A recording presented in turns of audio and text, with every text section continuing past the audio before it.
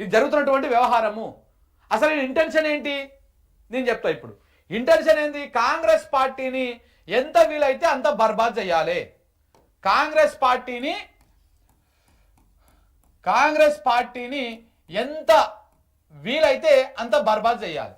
ఈయన ఈ ఒక్కసారి ఇంకా ముఖ్యమంత్రిగా ఉండేది, మళ్ళా ముఖ్యమంత్రి అయ్యేది లేదు, మళ్ళా ఈయన కుర్చీలో కూర్చునేది లేదు.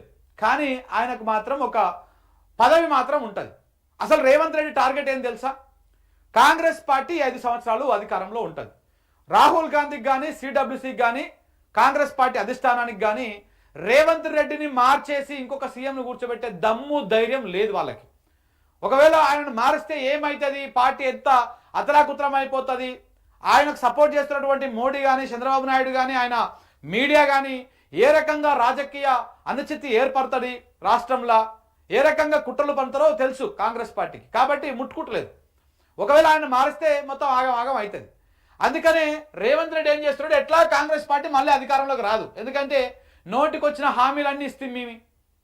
ఎన్ని హామీలు ఇవ్వాలో అన్ని హామీలు ఇస్తుంది, ప్రజలను నమ్మిస్తుంది. ఇచ్చిన హామీలల్లా 1% కూడా మనం నెరవేర్చకపోతుంది. 100 హామీలు ఇచ్చి ఒక్కటి కూడా నెరవేర్చకపోతుంది. 420 హామీలు ఇచ్చి 4 హామీలు కూడా పూర్తి స్థాయిలో నెరవేర్చకపోతుంది. సో కాబట్టి ఇప్పుడు ప్రజల దగ్గరికి మళ్ళా కాంగ్రెస్ గుర్తుతో పోతే గెలవం మనం. కాబట్టి మనకు అధికారం ఇచ్చారు కాబట్టి ఈ 5 సంవత్సరాలు ఎట్లడో అట్లా ఉండాలి, ఏదో ఒక రకంగా అయిపోగొట్టుకోవాలి. ఇది అయిపోయినాక నాకున్నటువంటి రాజకీయ విశ్లేషణ అవగాహనతో చెప్తా ఉన్నా, రేవంత్ రెడ్డి కాంగ్రెస్ పార్టీలో కొనసాగాడు ఆఫ్టర్ 5 ఇయర్స్.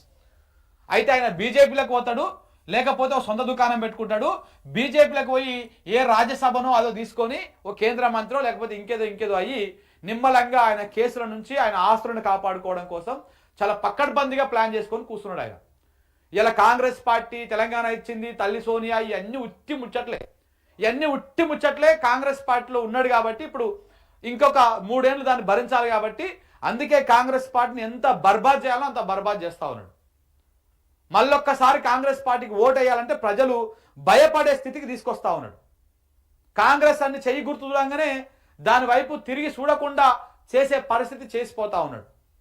బీజేపీకి స్కోప్ ఇస్తా ఉన్నాడు. బీజేపీ బలపడడం కోసము శతవిధాల ప్రయత్నాలు చేస్తా ఉన్నాడు. ఆయన సీఎం అయినాక 8 మంది ఎంపీలను గెలిపించిండు. బరాబర్ గెలిపించింది రేవంత్ రెడ్డి.